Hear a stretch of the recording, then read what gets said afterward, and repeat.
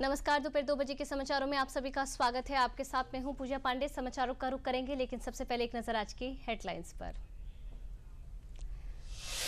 एक देश एक चुनाव से जुड़े विधेयक पर कानूनी विशेषज्ञों के साथ जेपीसी की बैठक। पूर्व मुख्य न्यायाधीश न्यायमूर्ति DY चंद्रचूड़ और न्यायमूर्ति जगदीश सिंह खेहर देश में एक साथ चुनाव कराने के मुद्दे पर समिति के समक्ष देंगे प्रस्तुति।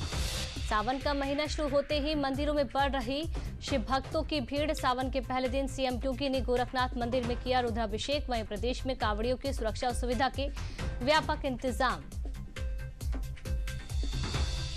पाकिस्तान के बलूचिस्तान में बंदूकधारियों ने एक यात्री बस पर हमला किया। पंजाब प्रांत के 9 यात्रियों को बस से उतारकर मारी गोली। घटना झोब इलाके में राष्ट्रीय राजमार्ग पर हुई। अंतरिक्ष से शुभांशु शुक्ला की 14 जुलाई की वापसी संभव है। अंतर्राष्ट्रीय अंतरिक्ष स्टेशन पर शुभांशु के साथ 3 अन्य अंतरिक्ष यात्री भी मौजूद हैं।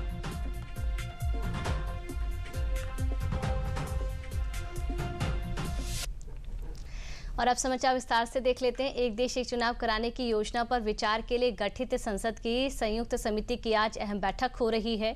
समिति के अध्यक्ष PP चौधरी हैं। सुप्रीम कोर्ट के 2 पूर्व मुख्य न्यायाधीश न्यायमूर्ति DY चंद्रचूड़ और न्यायमूर्ति JS खेहर के साथ समिति के सदस्यों द्वारा विचार विमर्श किया जाएगा। पिछले साल सरकार की ओर से संसद में एक देश एक चुनाव से जुड़े 2 महत्वपूर्ण और बहुचर्चित 129वां संविधान संशोधन विधेयक और केंद्र शासित प्रदेश कानून संशोधन विधेयक पेश किया गया था। एक देश एक चुनाव का हवाला देते हुए सरकार का कहना है कि देश में एक साथ चुनाव कराने में आचार संहिता की वजह से बार बार विकास कार्य बाधित नहीं होगा। एक दिन चुनाव होने से मतदाता जागरूक होंगे। आज से सावन का महीना शुरू हो गया है। अब 9 अगस्त यानी 1 महीने तक हर शिवालय में हर हर महादेव की गूंज कुछ और भी तेज सुनाई देंगी। ये महीना भगवान शिव को बहुत ही प्रिय माना जाता है। कहा जाता है कि इस दौरान भगवान भोलेनाथ की पूजा अर्चना करने से विशेष लाभ होता है। सावन में रुद्राभिषेक का भी विशेष महत्व है। इस पवित्र महीने पर हर सोमवार को रुद्राभिषेक करने से महादेव प्रसन्न होते हैं। उत्तर प्रदेश के विभिन्न मंदिरों में सावन के पहले दिन पूजा अर्चना के लिए भक्तों की भीड़ उमड़ी। सीएम योगी आदित्यनाथ ने सावन के पहले दिन गोरखनाथ मंदिर में भगवान भोलेनाथ का रुद्राभिषेक किया और विधिवत पूजा अर्चना की। मुख्यमंत्री योगी आदित्यनाथ ने प्रदेशवासियों को सावन की शुभकामनाएं दी। गाजियाबाद में सावन के पहले दिन भक्तों ने श्री दुधेश्वर नाथ महादेव मंदिर में पूजा अर्चना की। प्रयागराज में सावन माह के पहले दिन श्रद्धालु मनकामेश्वर महादेव मंदिर में पूजा के लिए पहुंच रहे हैं। इसी तरह प्रदेश भर में शिव मंदिरों में भक्तों द्वारा पूजा अर्चना की जा रही है। और सावन के पवित्र महीने शुरुआत के साथ कांवड़ यात्रा भी आज से शुरू हो रही है।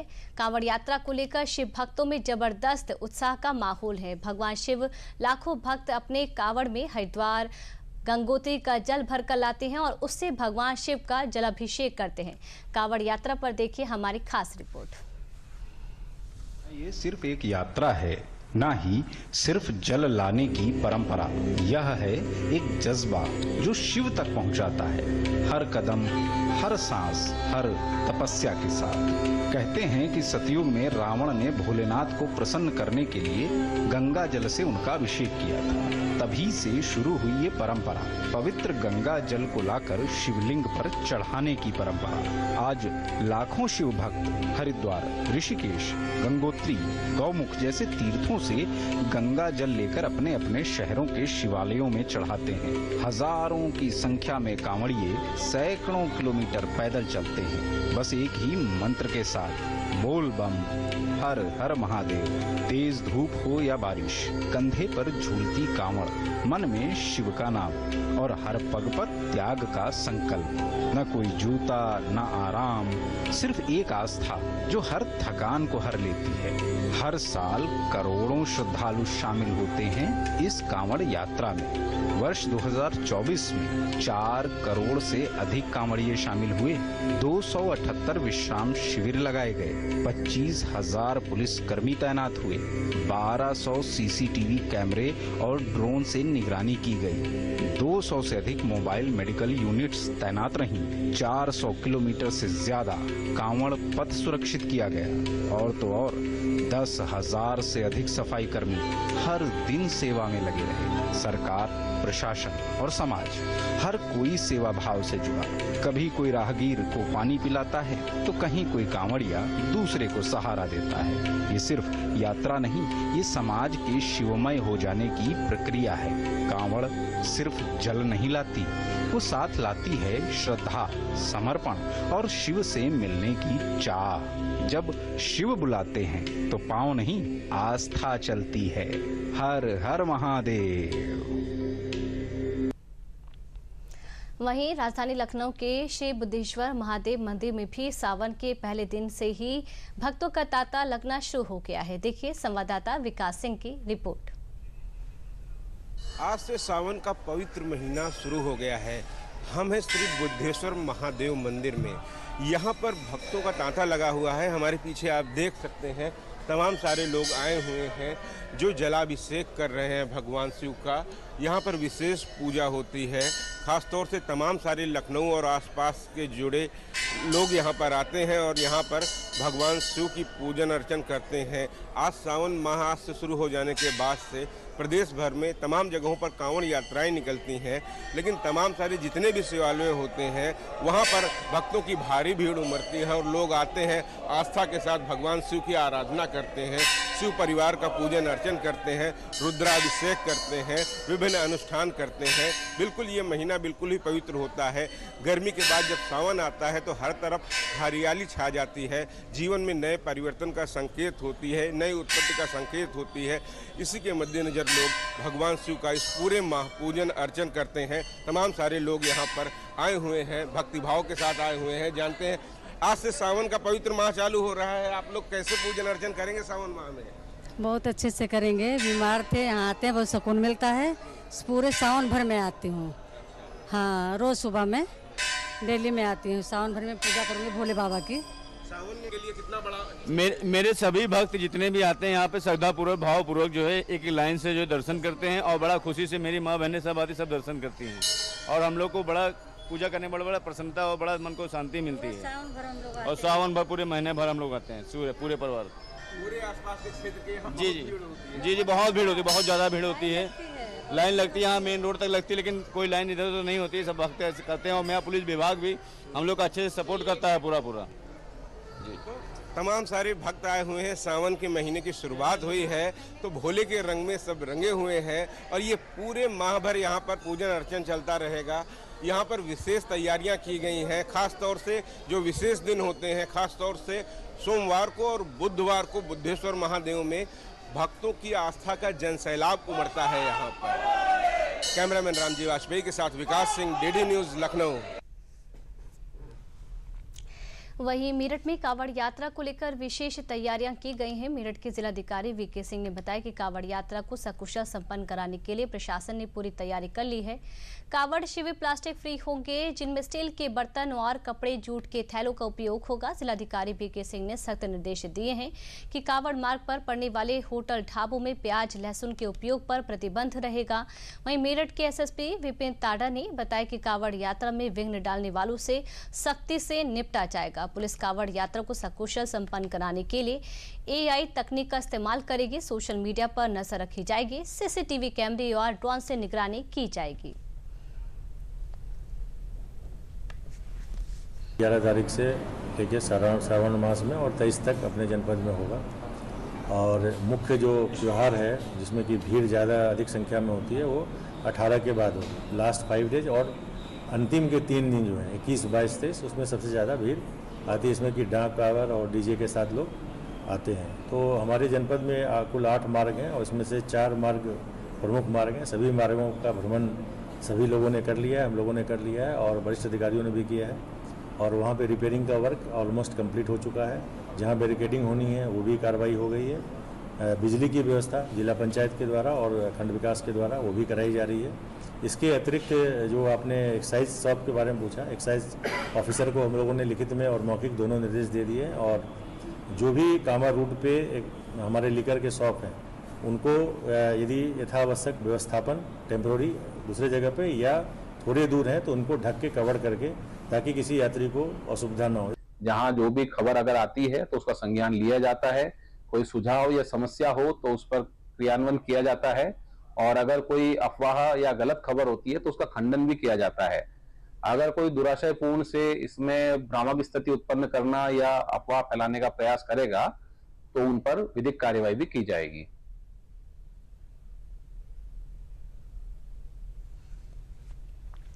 वहीं अब खबर धर्मनगरी चित्रकूट से। सावन के पहले सोमवार को भगवान शिव के मंदिरों में भक्तों की भीड़ देखने को मिल रही है। सावन माह के लिए जिला प्रशासन ने भी खास तैयारियां की हैं। पुलिस अधीक्षक अरुण कुमार सिंह ने बताया कि जनपद में कुल 19 शिविर मंदिर हैं। यहां पर विशेष सुरक्षा इंतजाम किए गए हैं।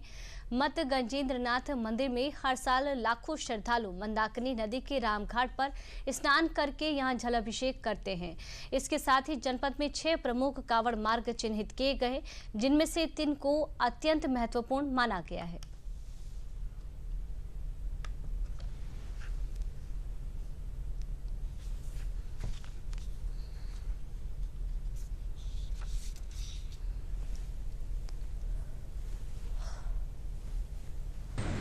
इसके अलावा इस जनपद में 6 कांवड़ मार्ग हैं, जिसमें 3 मार्ग महत्वपूर्ण हैं जो तुलसी घाट से यमुना से जल लेकर के मत गजेंद्रनाथ, सोमनाथ चर और एक बांदा के मंदिर में जाने की परंपरा है।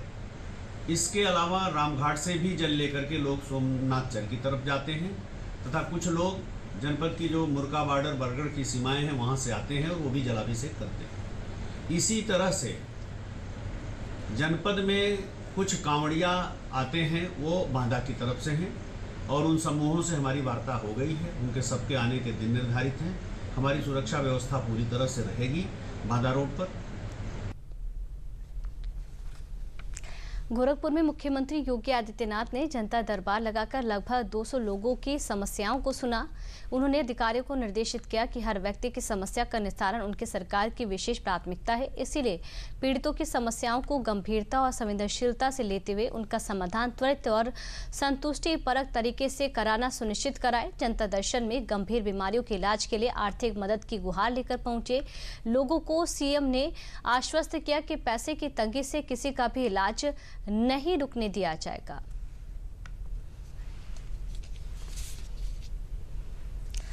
मुरादाबाद रामपुर हाईवे पर फूड सेफ्टी विभाग की जांच के दौरान नीलकंठ फैमिली ढाबे पर पहुंची, जहां ढाबे का संचालक मुस्लिम निकला। लंबे समय से हिंदू नाम से ढाबा चला रहे शराफत को विभाग ने अपनी असली पहचान सार्वजनिक करने की हिदायत दी। सहायक आयुक्त राजवंश श्रीवास्तव ने बताया कि ढाबे का नाम या तो बदला जाए या बंद किया जाएगा। जांच के तहत फूड सेफ्टी कनेक्ट ऐप का स्टिकर भी लगाया गया।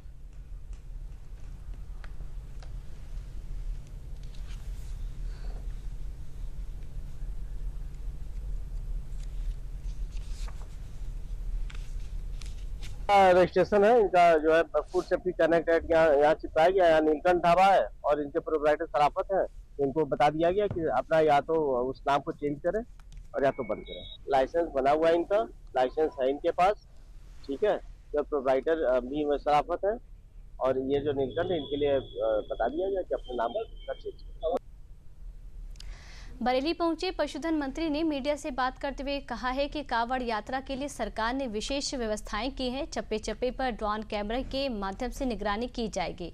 वहीं कांवड़ यात्रा में नेम प्लेट विवाद पर कैबिनेट मंत्री ने कहा कि नेम प्लेट जरूर लगाए, ये गलत नहीं है। नेम प्लेट से धर्म को जोड़ा ना जाए। वहीं उन्होंने अखिलेश यादव द्वारा कांवड़ यात्रा की व्यवस्थाओं को लेकर उठाए गए सवालों का जवाब देते हुए कहा कि सरकार की व्यवस्थाओं को देखकर अखिलेश यादव घबरा गए हैं। संपूर्ण उत्तर प्रदेश में उत्तर प्रदेश के मुख्यमंत्री योगी आदित्यनाथ जी ने विशेष प्रबंध करने के निर्देश दिए हैं। सुरक्षा के कड़े प्रबंध कराए हैं और जगह जगह गर्म पानी, बाकी और भी अन्य व्यवस्थाएं रहें। जगह जगह भंडारे वगैरह भी लोग करते हैं, उनको व्यवस्था ठीक रहे, खान पान का भी कोई अभाव ना रहे। तो कांवड़ यात्रा की संपूर्ण उत्तर प्रदेश में उत्तर प्रदेश के मुख्यमंत्री योगी आदित्यनाथ जी ने, योगी सरकार ने एक बेहतर प्रबंध किया है। नेम प्लेट की बात है, नेम प्लेट में कोई धर्म के लिए उन्होंने नहीं कहा है। जो भी जिस धर्म का है माने, लेकिन नेम प्लेट अपनी दुकान पर जरूर लगाए। वो किस क्या नाम है क्या काम है, कहाँ का क्या है। तो नेम प्लेट से एक पहचान रहती है। नेम प्लेट एक तरीके से उसका एक परिचय पत्र होता है, तो इसलिए नेम प्लेट लगनी चाहिए, इसमें कोई कठिनाई नहीं रहनी चाहिए। बलरामपुर के उतरोला में जिला प्रशासन ने छांगुर बाबा और सहयोगी नीतू रोहरा के अवैध निर्माण जो सरकारी जमीन पर थी पूरी तरह ध्वस्त कर दिया है। मेन गेट गिरने के बाद 3 दिन चली बुलडोजर की कार्रवाई पूरी हुई, जहां जिले के उतरोला में धर्मांतरण आरोपी छांगुर बाबा और नीतू रोहरा उर्फ नसरीन द्वारा सरकारी भूमि पर अवैध किला के रूप में मजबूत कोठी का निर्माण कराया था, जिसे तोड़ने में 8 से 10 बुलडोजर को 3 दिन तक की कड़ी मेहनत करनी पड़ी। इस दौरान बड़ी संख्या में पुलिस पीएससी के साथ जिले के अधिकारी मौजूद रहे। ग्राम सभा के नंबर का छांगुर द्वारा जो है अवैध अतिक्रमण किया गया था, जिसमें 3 दिन से अवैध अतिक्रमण हटाया जा रहा था। उसमें 9 लगभग जेसीबी चल रही थी, तो लगभग पुलिस प्रशासन मिला करके 150 दिन की आज कार्रवाई समाप्त होकर कर दी गई है और जितना भी अवैध अतिक्रमण था उसे हटा दिया गया। नहीं, इसके संबंध में जब जानकारी हुई तो कार्रवाई की गई है और जो बना हुआ है उसकी बुंदेली बना हुआ है, जितना बीच में था वो हटाया गया। आज तीसरे दिन ये कार्रवाई ध्वस्तीकरण की पूरी हो गई है। जो भी अवैध संपत्ति यहाँ निर्माण किया गया था अवैध सरकारी ज़मीन पे कब्जा करके, आज इसको पूरी तरह से ध्वस्त कर दिया गया है और जो सामने गेट था वहाँ रास्ता बनाने के लिए सारा जो अवैध निर्माण था वो ध्वस्त हो चुका है। चलिए समाचारों में रुक लेते हैं एक छोटे से ब्रेक के लिए।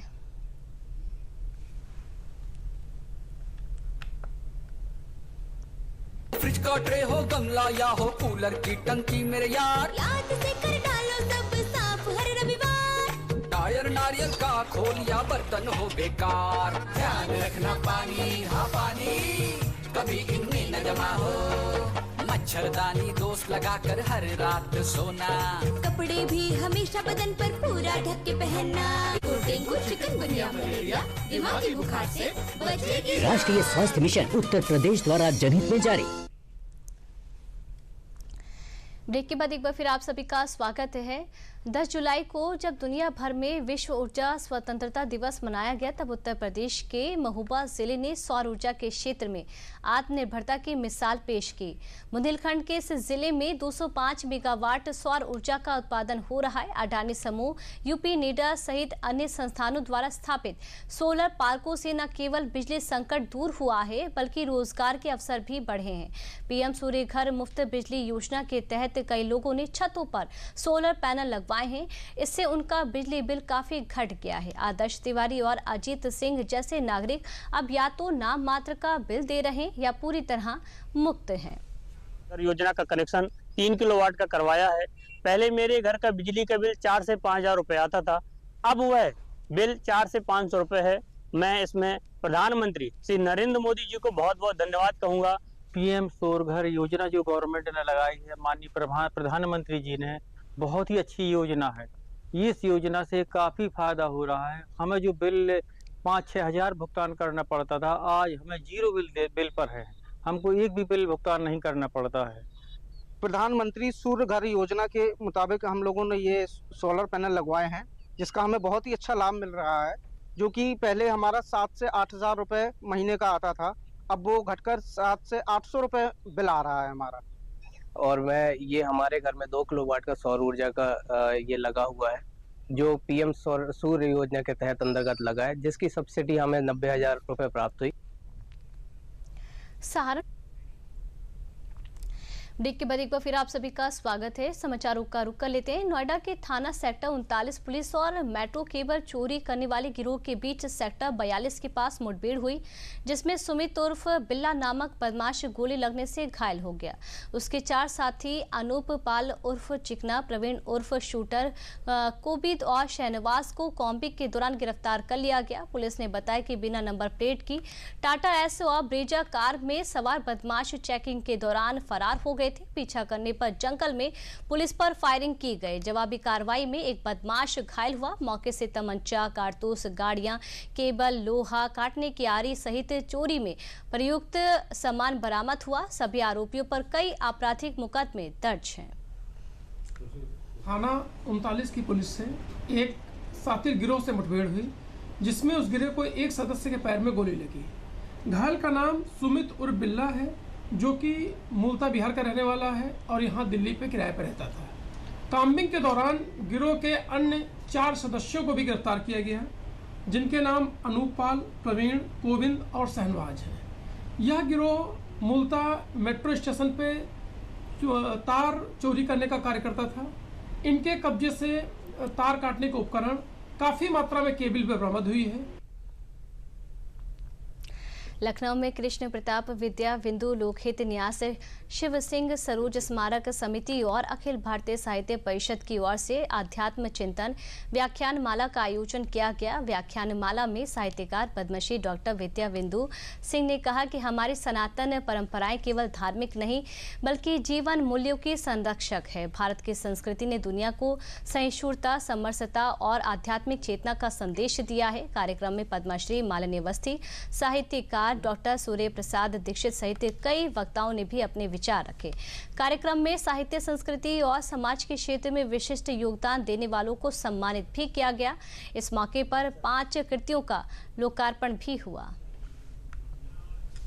वर्ष मैं अपने पति श्री कृष्ण प्रताप सिंह जी की जयंती पर करती हूँ अध्यात्म चिंतन व्याख्यान माला, और ये 22वां व्याख्यान है। आपकी 2006 से शुरू हुआ था। इसमें हम विभिन्न क्षेत्र की विभूतियों को सम्मानित भी करते हैं अपने पूर्वजों और गुरुजनों के नाम से, नामित सम्मान से, और स्मारिका एक निकालते हैं जिसमें सम्मानित व्यक्तियों के परिचय चित्र सहित प्रकाशित होते हैं, निःशुल्क वितरित होती है ये। और व्याख्यान होते हैं अध्यात्म चिंतन से जुड़े हुए विषयों पर। हमारे अतिथि आते हैं, कृपापूर्वक व्याख्यान देते हैं, और हमारा उद्देश्य यह है कि भारतीय संस्कृति और धर्म के प्रति जो हमारी नई पीढ़ी थोड़ा विमुख होती जा रही थी, फिर से जुड़े, इसलिए व्याख्यान माला शुरू की गई है।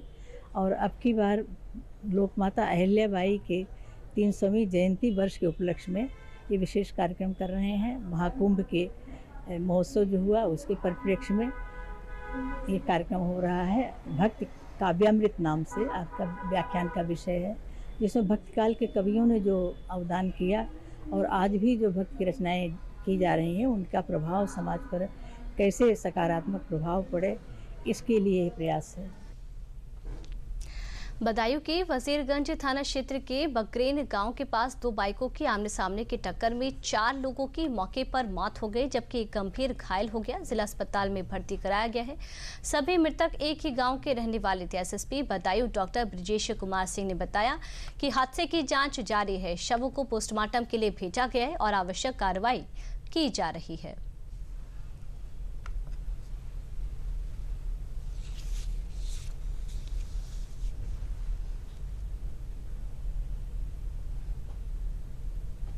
देखिए, इसमें जो घटना हुई है, एक मोटरसाइकिल स्प्लेंडर जो बगरैन से आ रही थी, करखेड़ी गांव के ही सभी रहने वाले थे, और एक बुलेट पे 3 लोग सवार थे। यहाँ पर आमने सामने टक्कर हुई जिसमें हेड इंजरी हुई थी।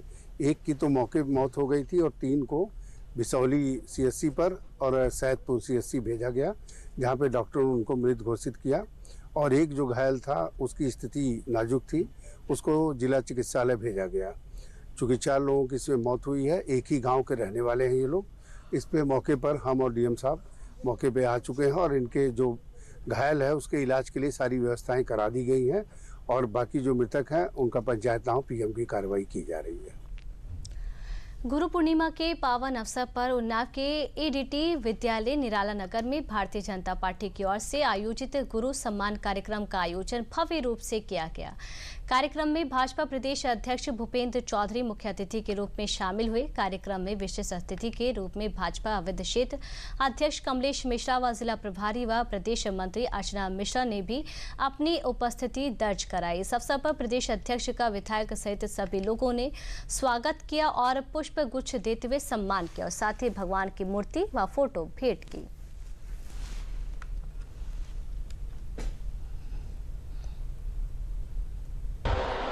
हमारी सनातन संस्कृति का प्रतीक गुरु पूर्णिमा का अवसर है, उत्सव है, और हमारी परंपरा के अनुसार हम लोग अपने गुरुओं का सम्मान करने के लिए इस उत्सव को मनाते हैं। हमारी पार्टी ने सभी स्थानों पर